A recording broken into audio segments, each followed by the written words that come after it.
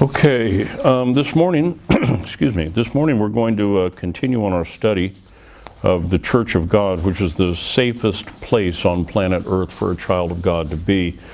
Last week we looked at the fact that the Old Testament congregation and the New Testament church are the same thing, and it's not something different. And we're going to continue to see the development of this, like so many other doctrinal positions. They start in Genesis and then they develop all the way through the Bible. Well, the church did the same thing. It started at the beginning, and then we start to see different things. We're going to see some this morning as it continues to develop into what we have today.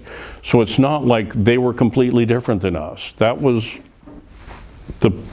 God's plan and purpose of building up what we now have today. And so and that's why Paul tells us over in one of the Corinthian letters that they're examples for us. And we can learn from what they did to make sure not step in the same potholes, right? We can learn from their examples. So we looked at that last week. We looked at the fact that God has always had a plan of worship. We looked at Cain and Abel, and we looked at Noah last week. And that's where we ended up last week, and that's where we'll pick up this morning. I want you to turn first to Job, the book of Job. Job is probably the oldest book of the Bible, even though it's not the first. We don't really know when it was that Job lived, but we estimate that it was sometime around the same time as Abraham, which would put him many years before Moses. And this book floated around for a long time before we ever got the writings of Moses.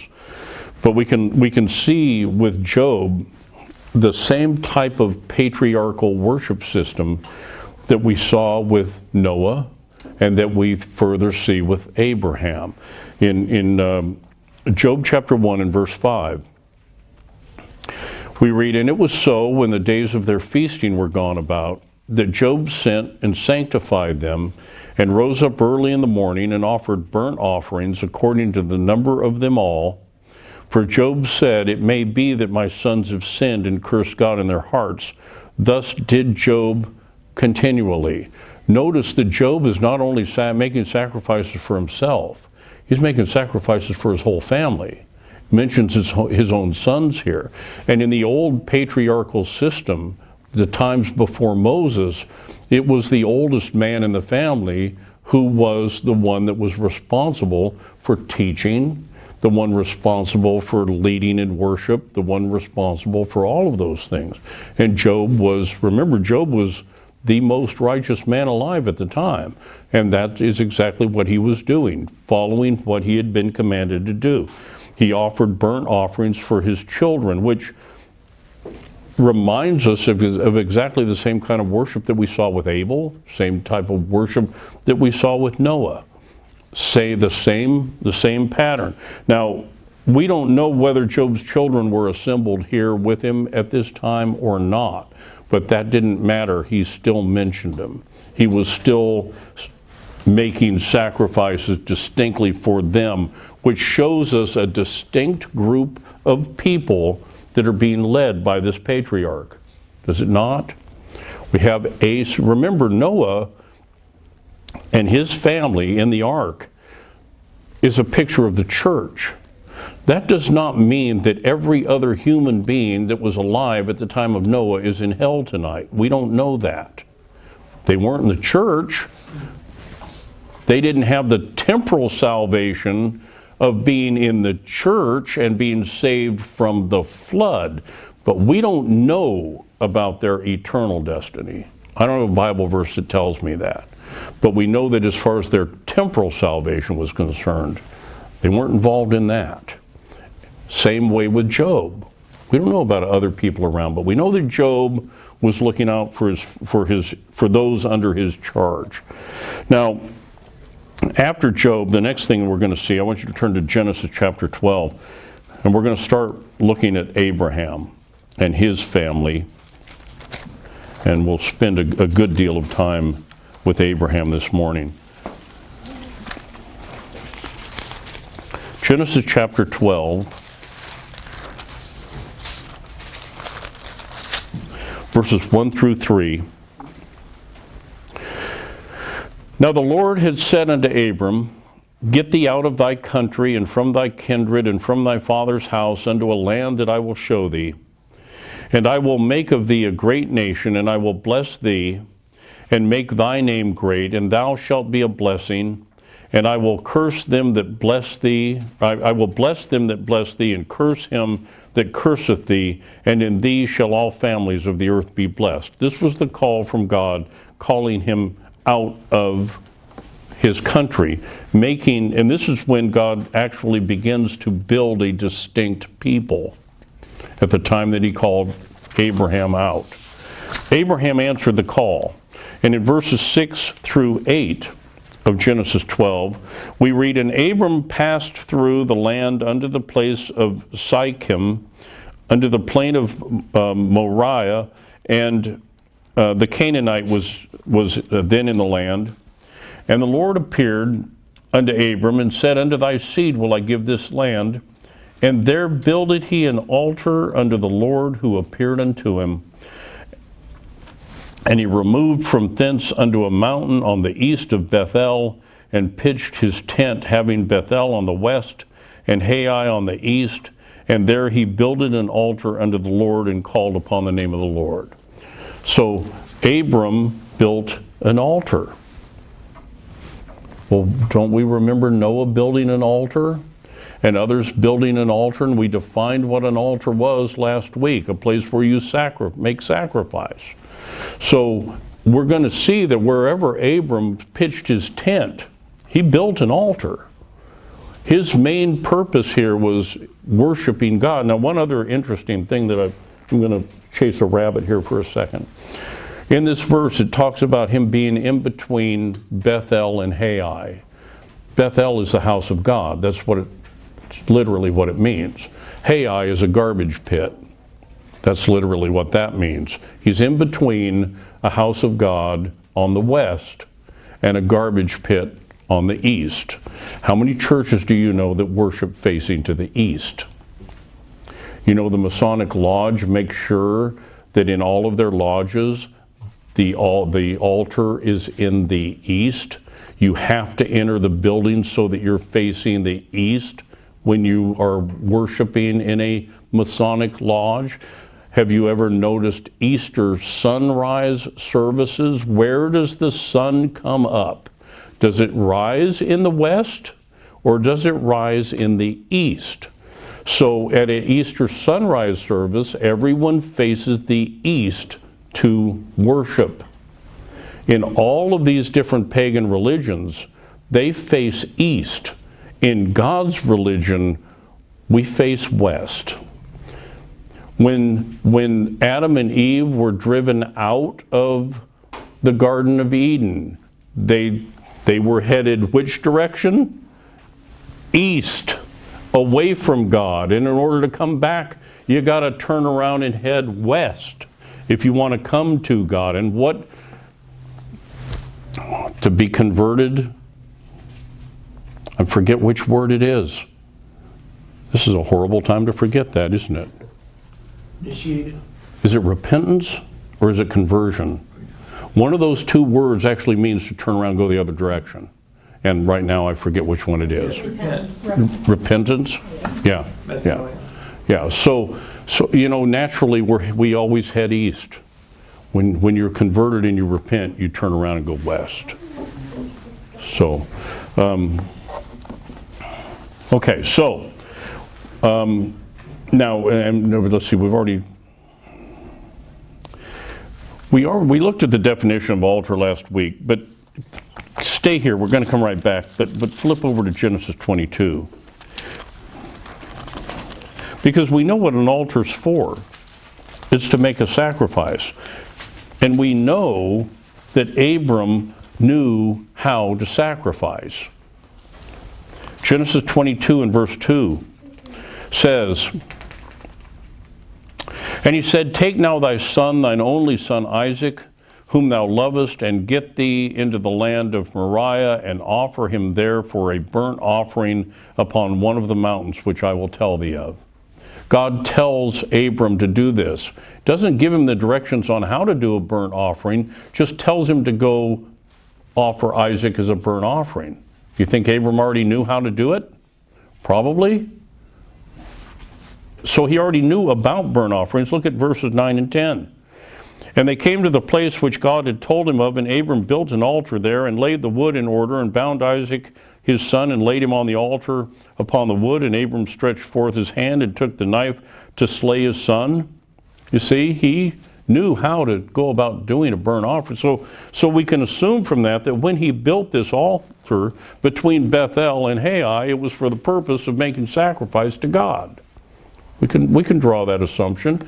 Why else would you build an altar? An altar is something that you're going to sacrifice on.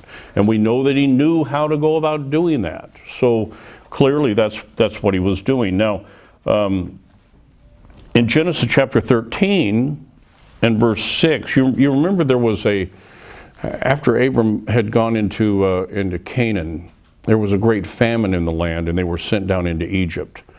And as he was in Egypt, that was when he told the story. The first time he went down, he told the story about Sarah being his sister instead of his wife, because he feared for his life.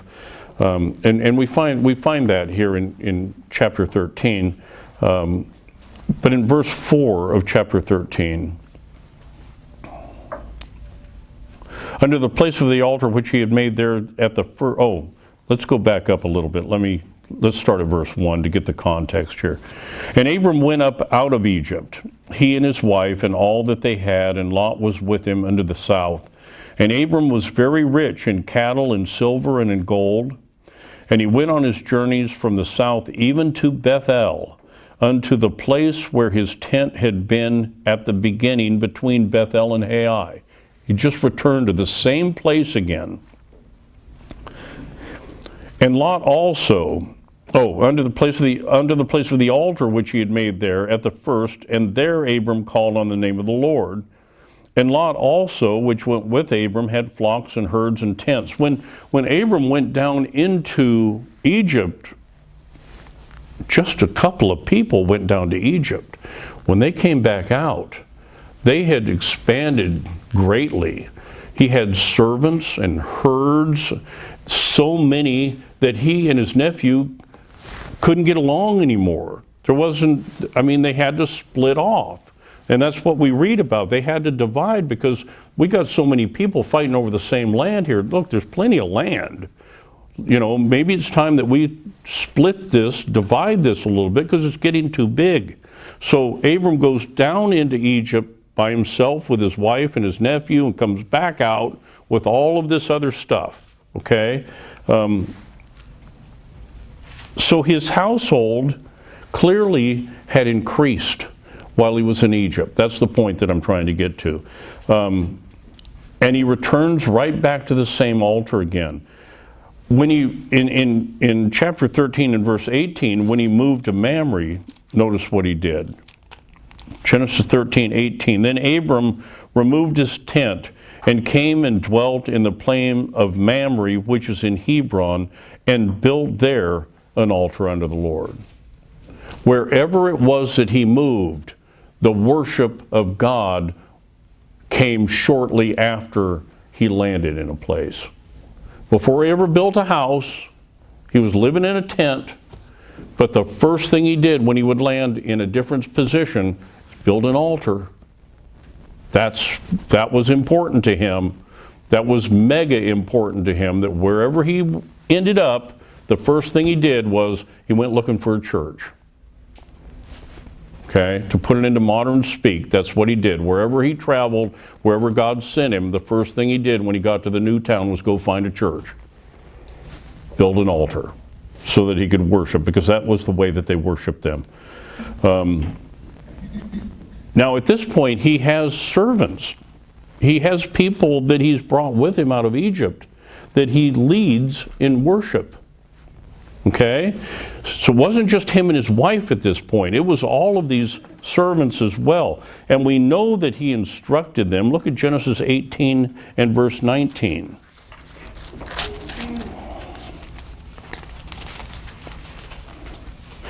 Look at verse 17 for the context. And the Lord said, shall I hide from Abraham that thing which I do, seeing that Abraham shall surely become a great and mighty nation, and all the nations of the earth shall be blessed in him? For I know him.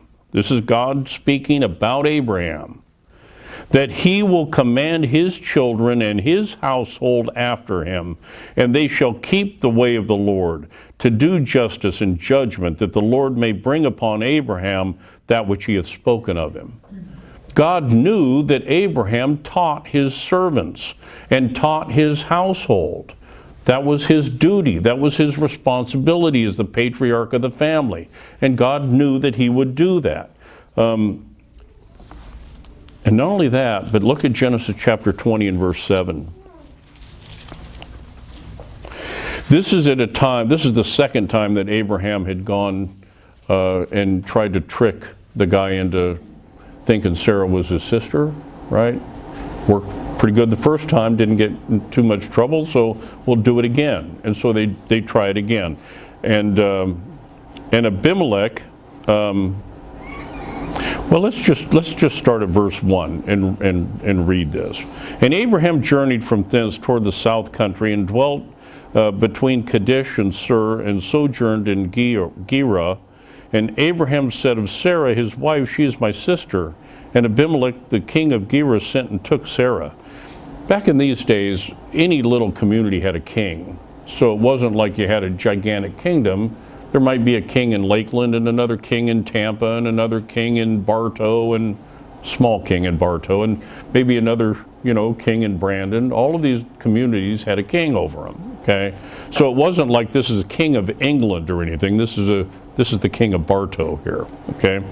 But God came to Abimelech in a dream by night and said to him, behold, thou art but a dead man, for the woman which thou hast taken, for she is a man's wife. But Abimelech had not come near her. And he said, Lord, wilt thou slay also a righteous nation? Said he not unto me, she is my sister? And she even herself said, he is my brother. In the integrity of my heart and innocency of my hands have I done this. And God said unto him in a dream, now watch this. This is the point I was going for. Yea, I know that thou didst this in the integrity of thy heart, for I also withheld thee from sinning against me. Therefore suffered I thee not to touch her. Now therefore restore the man his wife, for he is a prophet. Abraham was a prophet. So now do you picture a group of people in his household, a prophet, teaching them the ways of the Lord and how to worship God? Just not beginning to look something like a church. You see how the development of this works out. Now in Genesis chapter 17 and verse 9,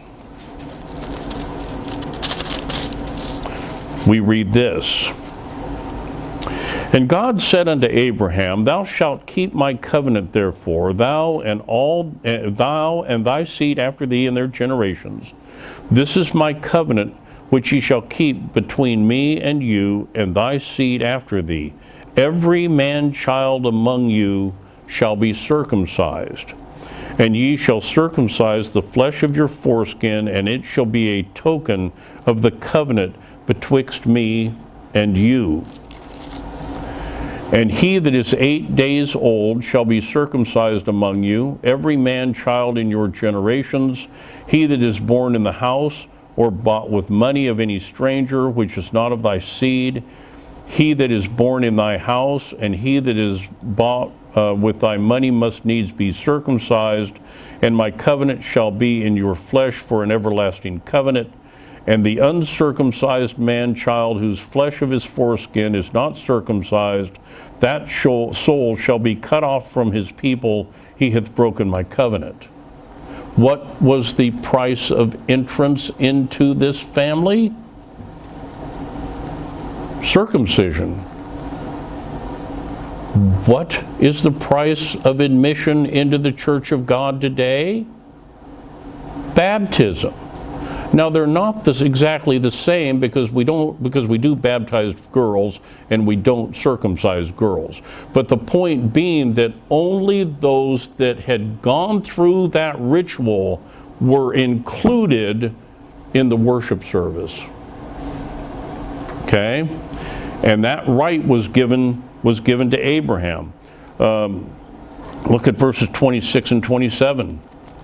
In the selfsame day was Abraham circumcised, and Ishmael his son, and all the men of his house born in the house and bought with money of the stranger were circumcised with him. Okay? So this now sets Abraham's family apart from every other nation on the planet. They are now a separate and distinct people. Are they not? Not only are they sore for a few days, but they are now forever different than everyone else. They have gone through this ritual that no one else has gone through, and they are a distinct people from this point forward, as are you, because you were baptized into a New Testament church. Slightly different rite, slightly different, well, not slightly different, majorly different, but still, you are a distinct people. You are a peculiar people, as Peter refers to it, as they were under the old system.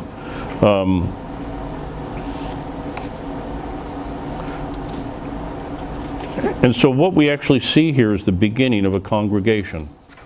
We start to see the beginnings of a congregation which access is only granted to those who have gone through the steps that are required.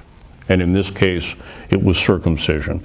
Now, let's take a look at Isaac, Abraham's son. Genesis chapter 26.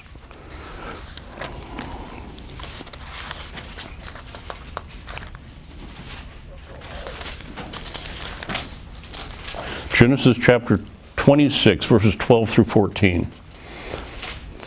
Then Isaac sowed in that land and received the same year an hundredfold, and the Lord blessed him. And the man waxed great, and he went forward and grew until he became very great, for he had possession of flocks and possession of herds and great stores of servants, and the Philistines envied him. Now look at verses 23 through 25. And he went up from thence to Beersheba, and the Lord appeared unto him the same night, and said, I am the God of Abraham thy father. Fear not, for I am with thee, and will bless thee, and multiply thy seed for my servant Abraham's sake. And he builded an altar there, and called upon the name of the Lord, and pitched his tent there, and there Isaac's servants digged a well. Isaac followed his father in the worship of his God. Where he built his house, he found a church. And worship God in the same way.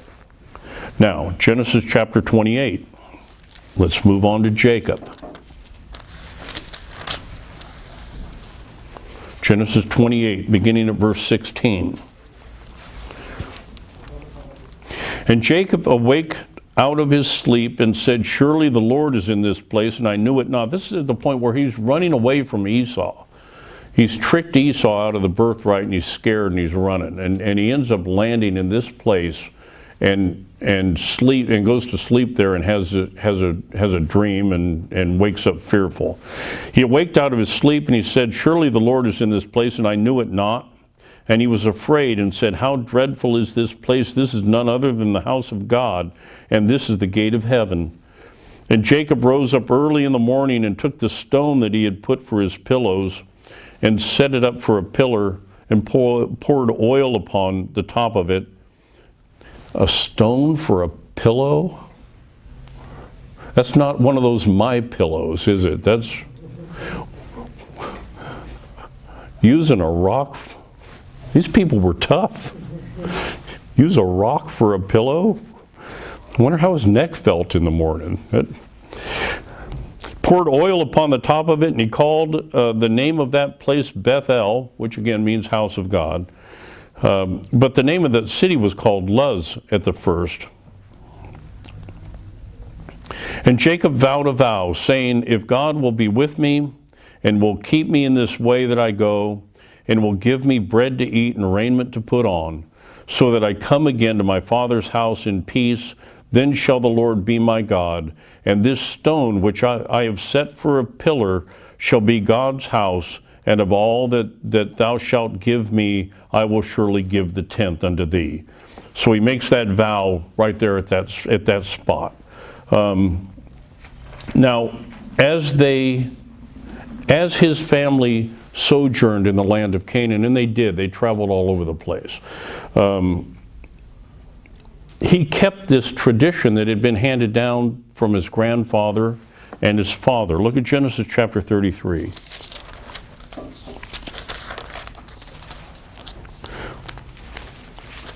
Genesis 33, 18 through 20. And Jacob came to Shalem, a city of Shechem, which is in the land of Canaan, when he pitched from Padaram and pitched his tent before the city. And he bought a parcel of a field where he had spread his tent at the hand of the children of Hamor, Shechem's father, for 100 pieces of silver. And he erected there an altar and called it El Elohe Israel. So again, wherever he lands, the first thing he does is goes out and finds a church, builds an altar. That's what was important to him. Now, in Genesis 35, 1 through 7, we read, and God said unto Jacob, arise, go up to Bethel, and dwell there, and make there an altar unto God that appeared unto thee when thou fleddest from the face of Esau thy brother. The place where he woke up, the place that used to be called Luz, God called him back there again. The place where he was sleeping with a rock for a pillow, God told him to go back there and build an altar. Okay. Then Jacob said unto his household and to all that were with him, put away the strange gods that are among you, and be clean and change your garments. From the time that he had been there, it has been 14, 20 years maybe. Because remember, he goes into his, who ended up being his father-in-law, and he worked 7 years to marry the daughter, and then ended up with the wrong one, and then worked another 7 years to marry that daughter, and to marry the one that he actually wanted. And then he worked there for a long time after that, and finally left. Well, by the time he left his father-in-law's place, he now had wealth. I mean, he'd been there for years, so and this is at the point when God calls him back to go back there again, okay? So he started himself running from his brother. He's now coming back, and he's got herds and flocks and servants, and he now has a congregation, if you will. Now I forgot where I was.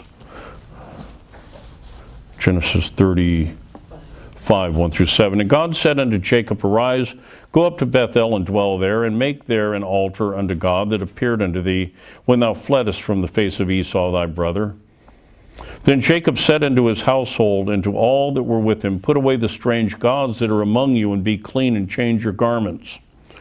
And let us arise and go up to Bethel, and I will make there an altar unto God, who answered me in the day of my distress, and was with me in the way which I went.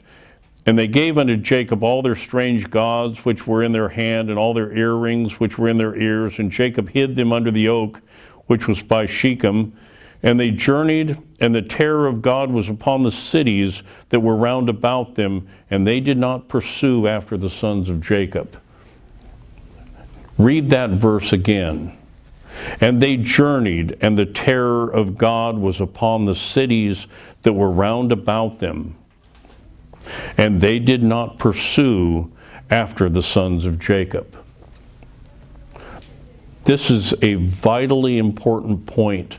We're going to see this over and over and over again. Okay? You remember Noah in the ark. God protected his church through a cataclysmic flood. When Jacob was obedient to do what God told him to do, none of these other nations ever launched a war against him. Think about this. For all of the years that they went to Jerusalem to worship, that the men went to Jerusalem and left the children and wives behind, 4 times a year they would travel to Jerusalem for the feasts because they were commanded of God to do that. And they would take their sacrifices to the temple in Jerusalem. For all those years, not one of their enemies ever launched an attack on any of the homeland that they left behind. Now, we can't say that about here, because that's exactly what Sherman did during the war between the states. When the men were off fighting for the South, he was down here in the South attacking all the wives and the children and burning up the farmland, which is what you would expect from somebody when the men are all away. But in Israel, that never happened, not once. When these men were faithful to do what God had told them to do, they were protected. God put a hedge around them, and he still does. He still puts a hedge around his church. He always has.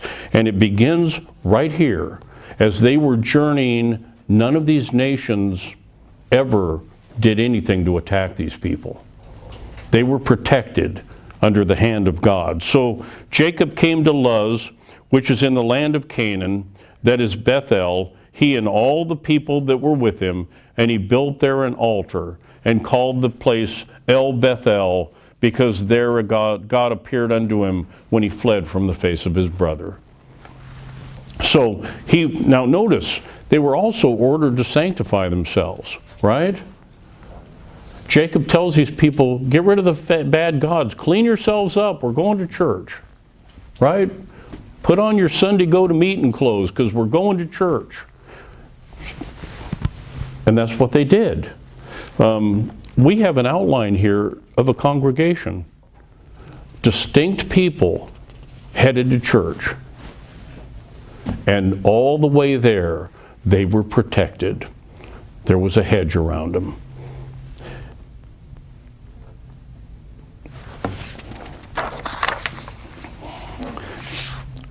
Now, Abraham, Isaac, and Jacob wandered without a home in the land of Canaan. Turn to Psalm chapter 105. We're doing.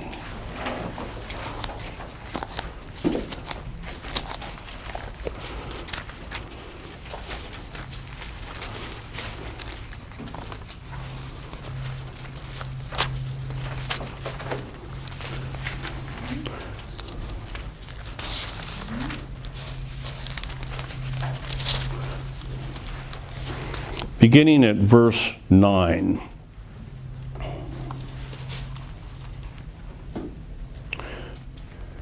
Which covenant he made with Abraham and his oath unto Isaac, and confirmed the same unto Jacob for a law, and to Israel for an everlasting covenant, saying, unto thee will I give the land of Canaan, the lot of your inheritance, when they were but few men in number, yea, very few, and strangers in it. When they went from one nation to another, from one kingdom to another, he suffered no man to do them wrong. Yea, he reproved kings for their sakes, saying, touch not mine anointed, and do my prophets no harm. God has always protected his faithful children. Why would he not continue to do so? He's always done that. And this passage clearly proves that Abraham, Isaac, and Jacob were all prophets. Does it not? Mentions all 3 of them and says, do my prophets no harm. So when we read in Genesis of Abraham or Isaac or Jacob moving from one place to another, remember their whole households moved with them. And wherever they moved, they set up an altar. And so what we see is the moving about of a distinct congregation of people that had prophets or ministers over them that taught them the Word of God. Does that not look like a church? It does to me. Looks like churches moving around, and it's beginning to take shape. And notice also the special protection that was afforded to them, to that congregation, whenever they moved around. They weren't attacked by anybody, and you would have thought they would have been, but they weren't.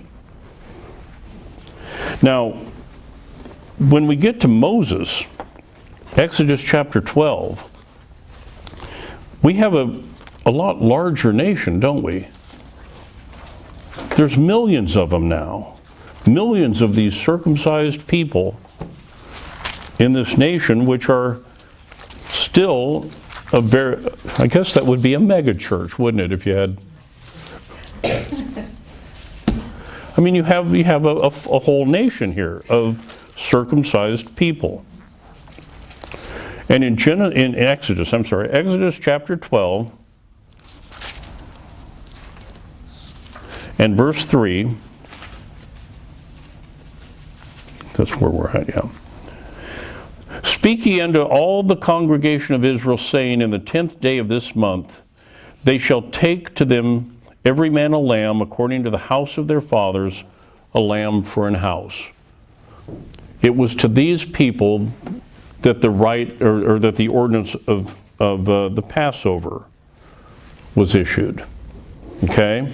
So from the beginning, we've got this congregation, and now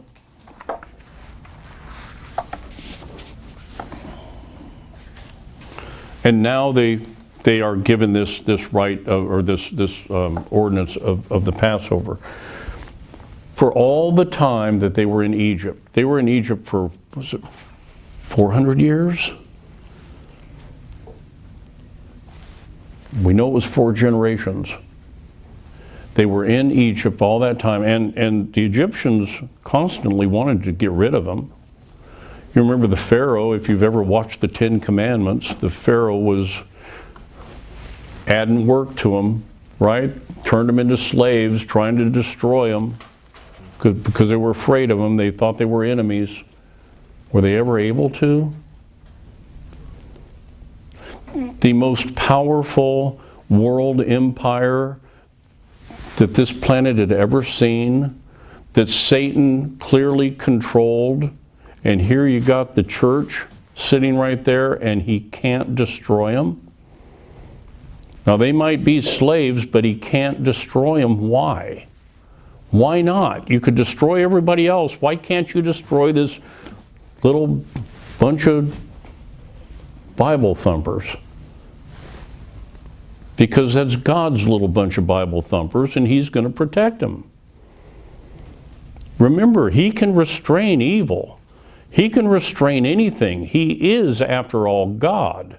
And if you're one of his children and you're faithful in his church, what have you got to fear?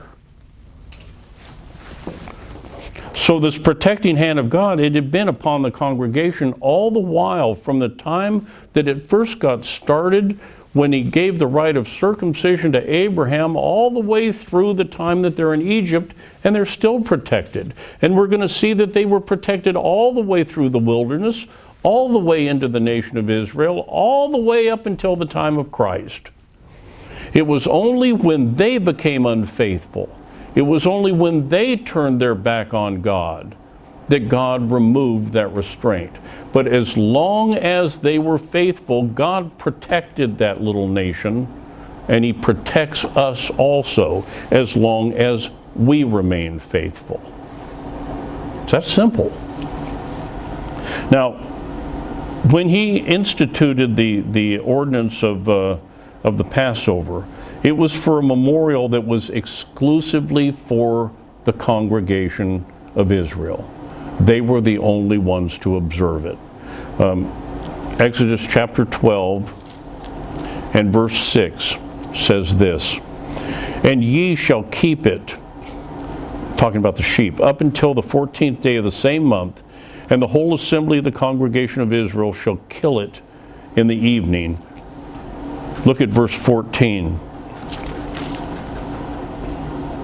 And this day shall be unto you for a memorial, and ye shall keep it a feast to the Lord throughout your generations. Ye shall keep it a feast by an ordinance forever. Verses 43 through 48. And the Lord said unto Moses and Aaron, this is the ordinance of the Passover. There shall no stranger eat thereof. Now, let me jump ahead a little bit here. We serve communion in this church, and we serve closed communion in this church. We don't let strangers eat thereof, because the communion service was instituted at the Passover.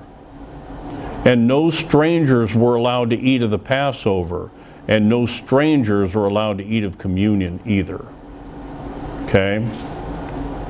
Lord said unto Moses and Aaron, this is the ordinance of the Passover. There shall no stranger eat thereof, but every man's servant that is bought for money, when thou hast circumcised him, then shall he eat thereof. Okay? He had to go through the rite in order to be part of the congregation, to take part in the Passover. A foreigner and a hired servant shall not eat thereof. In one house shall it be eaten. Thou shalt not carry forth aught of the flesh brought out of the house, neither shall ye break a bone thereof. All the congregation of Israel shall keep it. And when a stranger shall sojourn with thee, and will keep the Passover to the Lord, let all his males be circumcised, and then let him come near and keep it, and he shall be as one that is born in the land, for no uncircumcised person shall eat thereof. I think that pretty well explains one of the reasons why we have closed communion, folks. Strangers are not to eat with us, any more than they were to eat with the Jews during the Passover. And this was the forerunner of that, of what we know as a communion service. Look at 1 Corinthians chapter 5. Now remember, in 1 Corinthians chapter 5, we're talking about the case of the man that had relations with his, hopefully, stepmother. And we're talking about him being put out of the church. And in 1 Corinthians 5, verses 7 through 8, Paul says, purge out therefore the old leaven, that ye may be a new lump, as ye are unleavened, for even Christ our Passover is sacrificed for us.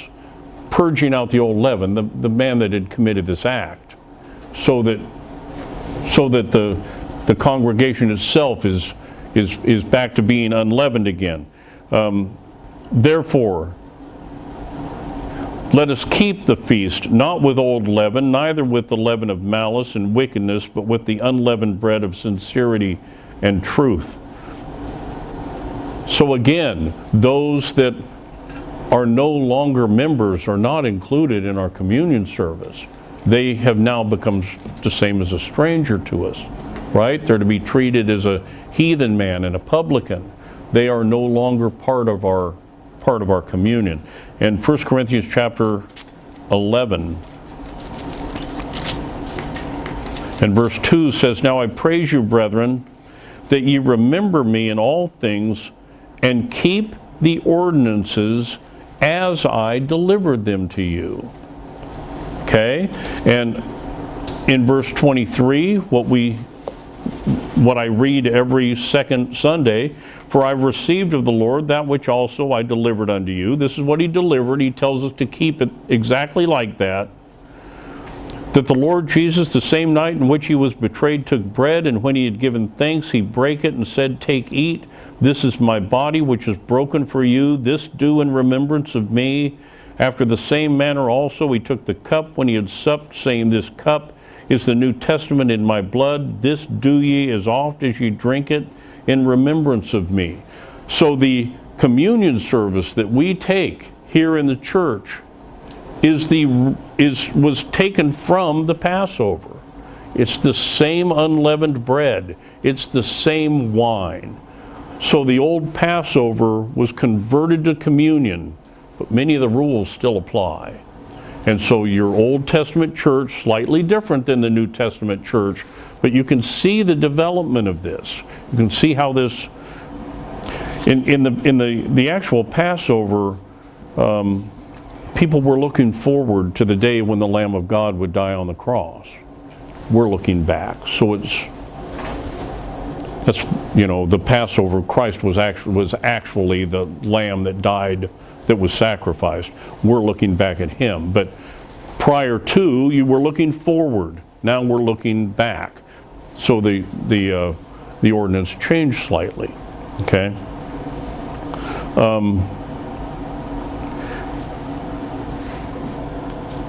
Look at Deuteronomy chapter 8.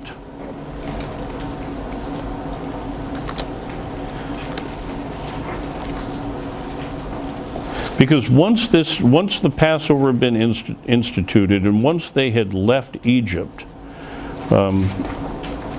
they began their wandering in the wilderness.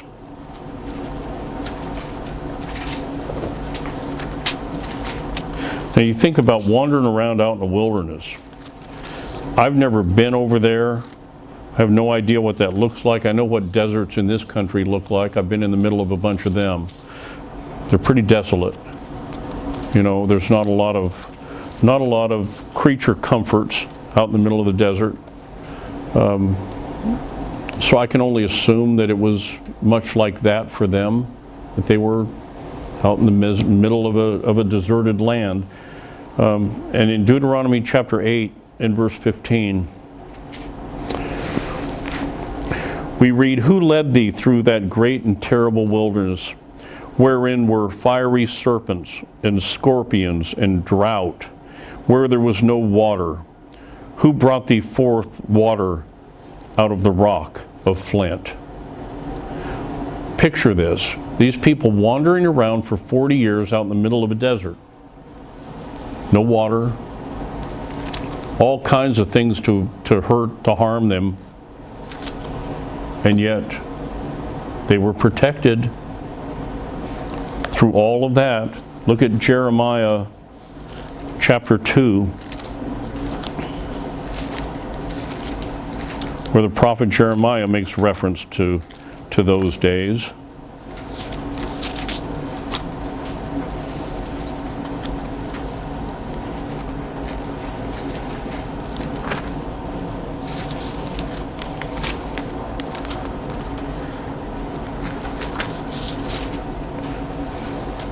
Pages are sticking together this morning.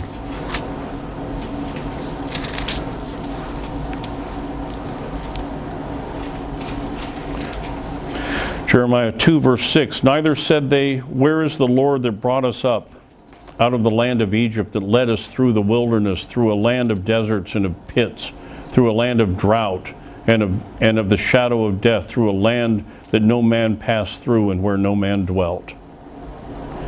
And yet for 40 years, God took care of this band of his people, took care of his church, took care of his congregation. You say, well, but that wasn't the church. Those were the children of Israel. Turn to Acts chapter 7.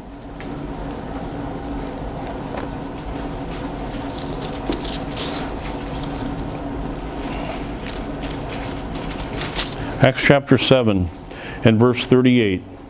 "This is he that was in the church in the wilderness with the angel which spake to him in the Mount Sinai, and with our fathers who received the lively oracles to give unto us." That was the church. Now it was in a different age, but that was God's church. And God saw them through that desert, through all of the trials that they went through. Now granted, the first generation dropped dead in the desert because of their unbelief. But he saw the nation through. It wasn't like at the end all you had left was Joshua and Caleb. There were a whole bunch of others that walked across the river Jordan with them. All of their children and grandchildren and flocks and herds and everything else. God protected them through that. So we've seen Noah in a flood. We've seen Abraham, Isaac, and Jacob. We've seen the nation of Israel being protected. All the while through this, God protected this. Now, his intent in saving Israel out of Egypt was to bring them to his habitation, which was a sanctuary that he could dwell in. That was the intent. Exodus chapter 15. You see, he had a plan for them. It wasn't like this was all just willy-nilly. He always had a plan as to what he was going to bring about. Do you not think he still has one? Of course he does. We just don't know what it is. That's all. Any more than they did. They didn't know what it was either. Now we're looking back at it and we can see it clearly. And someday, when we get to the other side of the veil, we'll be able to look back at this and see it clearly. But we're not going to see it until then, any more than they could. Because God expects us to walk by faith. And if you know the outcome, now we know we win at the end, but we don't know when that's going to be. But if you know the outcome, you don't have to walk by faith anymore. You can walk by sight. And he doesn't want you to walk by sight. He wants you to walk by faith. And that means you can't know what's around the corner. You just have to trust him. Okay? Exodus chapter 15, verse 2. The Lord is my strength and song, and he has become my salvation. He is my God, and I will prepare him an habitation, my father's God, and I will exalt him. Look at verse 13. Thou in thy mercy hast led forth the people which thou hast redeemed. Thou hast guided them in thy strength unto thy holy habitation. The people shall hear and be afraid. Sorrow shall take hold on the inhabitants of Palestine. You see, these people were afraid of the nation of Israel. They were scared to death of them. Why? They didn't have tanks or anything. It wasn't like they had this huge artillery. Didn't have the bomb. They're just people wandering around wearing sandals. Why were all the other nations afraid of them? Because God put the fear of himself into them. God can put the fear of God into somebody, and they'll run. And he can still do it, folks. He hasn't given up on that one. Then the dukes of Edom shall be I almost read hazards there for a minute, but thought I'd get myself in trouble. The dukes of Edom shall be amazed. The mighty men of Moab, trembling, shall take hold upon them. All the inhabitants of Canaan shall melt away. Fear and dread shall fall upon them by the greatness of thine arm. They shall be as still as a stone till thy people pass over, O Lord, till the people pass over which thou hast purchased. Now, he was going to build a sanctuary. A sanctuary is a holy place, a building or place set apart for worship of God or of one or more divinities. It's just the definition. Applied to a Christian church, the Jewish temple, and the Mosaic tabernacle, a heathen temple or site of local worship and the like, also figuratively the church or the body of believers. So the intent was to build a sanctuary. And in the old church days, they had a sanctuary. Began as a tabernacle, then became the temple. Okay? That was the old system. Now today, most churches, the first thing that they feel they need to do is go build a sanctuary and build a big building, even though church was reformed and things change. The Apostle Paul taught out of synagogues, whatever building he could rent for the day. He never had a big, huge cathedral type of a church. That was in the Old Testament days. New Testament days are different. Things are slightly different than they were then. Okay? Now the nation did prepare God a habitation when they erected the tabernacle. Exodus chapter 25 and verse 8. and let them make me a sanctuary, that I may dwell among them. So God commands that a sanctuary be built, and he had given all of the instructions to Moses when he was up in the mount. For those 40 days he was up there, he gave Moses a lot of information in those 40 days. In 2 Chronicles chapter 6,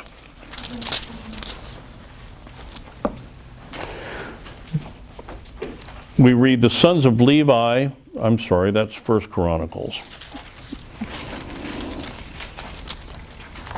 2 Chronicles 6. There we go. Then said Solomon, the Lord hath said he would dwell in the thick darkness, but I have built an house of habitation for thee, and a place for thy dwelling forever.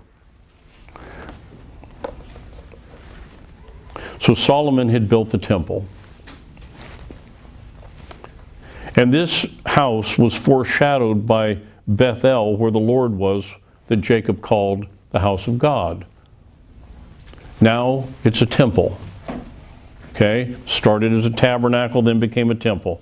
And this was the place where God would meet with the congregation of Israel. It's the place where they would exalt God. It's the place where they would worship God. And this was the house in Jerusalem where the congregation, where they worshiped with thanksgiving and sacrifices. Look at Psalm chapter 122.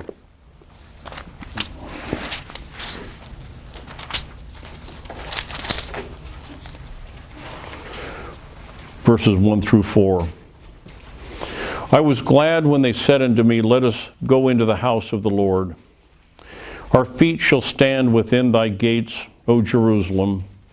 Jerusalem is builded as a city that is compact together, whether the tribes go up, the tribes of the Lord, under the testimony of Israel, to give thanks under the name of the Lord. That was the place in the Old Testament economy that God's children were to go to worship him and give thanks.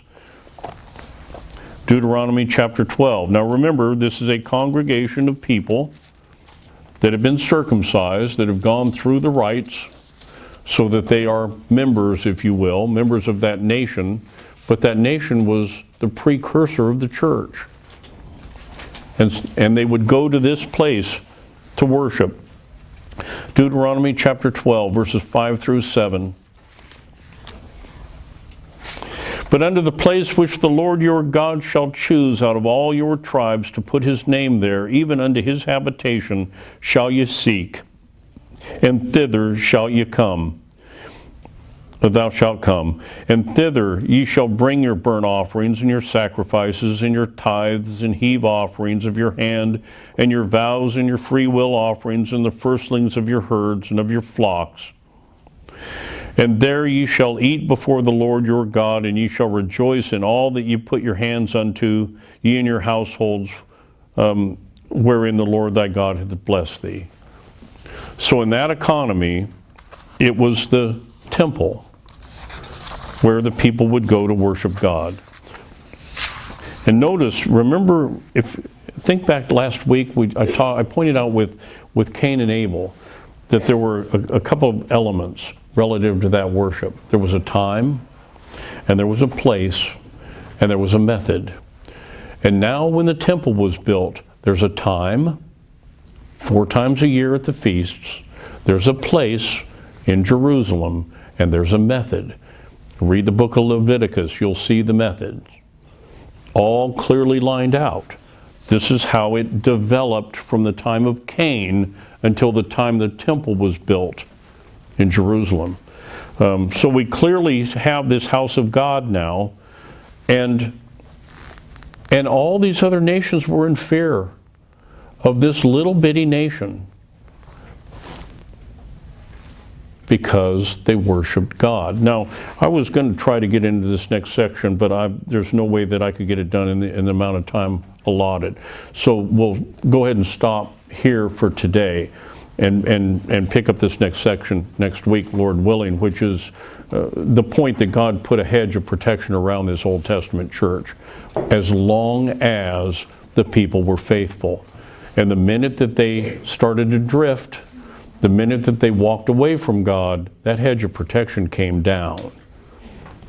So as long as they were faithful, and we can assume that it's the same with the church, that as long as the people remain faithful, the church is protected. If the people go off, well, you'll see next week God promises to remove that protection if we're not faithful to do what we're told to do. It's very simple. So with that, I thank you for your kind and patient attention. We'll pick that up next week, Lord willing. Let's stand and be dismissed in prayer.